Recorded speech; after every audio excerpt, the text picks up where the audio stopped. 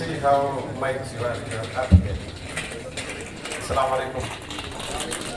God is good all the time. I don't know whether I should call her my boss or my mentee, but she's both. And also she inspires me a lot. CAS Kasnadia. I start with you because you're actually our host. You've been running with Pwani Innovation Week. At times people even assume that you are the ambassador for Pwani Innovation Week. And we really appreciate it because you are from the coast, you are Mombasa. So this is your event. So Asante San, I think you've really done a lot for the last couple of weeks to make sure that this event turns out the way it is. I appreciate you from the bottom of my heart. The DG, acting DG, he will be coming here to speak to you from the National Museums of Kenya. Actually, they are, and I hope Ambassador is watching us live because I'm supposed to start with him, Ambassador Dr. Amina. She's now a good friend of mine, and we are friends because we are thinking alike, and because it's a vision that we share, and she's been very supportive. In fact, she started supporting us even before we met him. We met her physically, and we don't take it for granted. So whenever we needed something, she will always make it easier for us. So Ambassador Amina, we will always be grateful for you, and our hope is even when the next government comes in, we will still have visionary or more visionary leaders who will be ready to support young people. Every day I say Kenya is youthful. We should no longer say that we need to create something for the young people.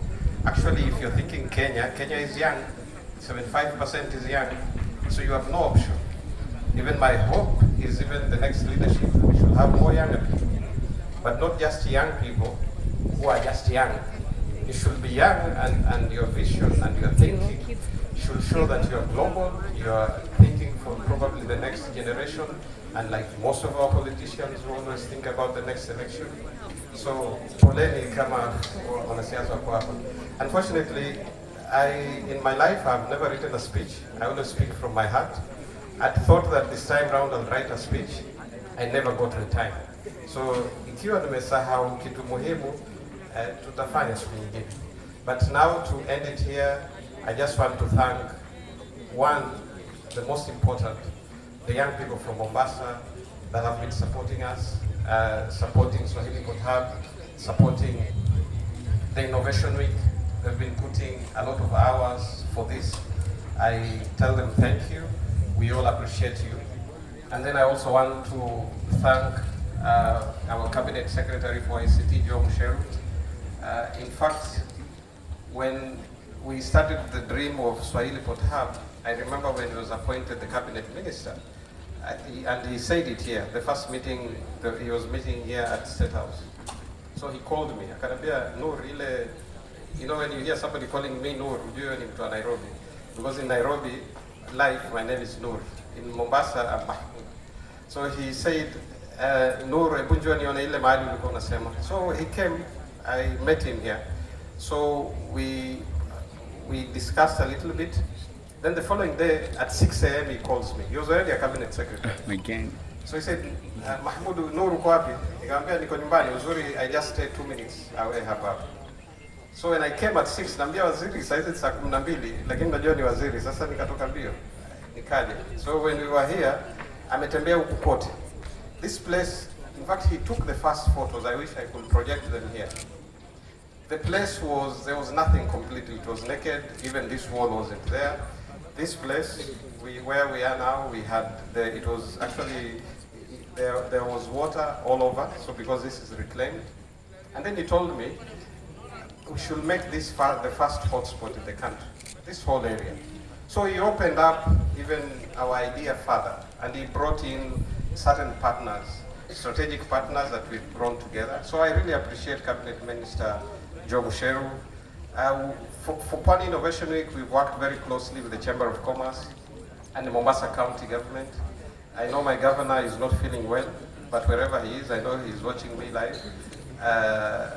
We appreciate the support given by the county government of Mombasa. We have a couple of officers, especially Chief Anwar. We've been working very closely. He's the chief of ICT.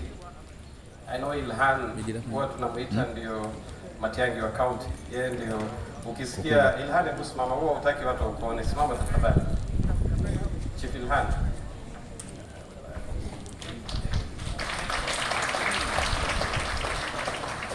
She's been very supportive on the background. So Mombasa County, asanteni sana. And then our partners. I'll just mention the key partners.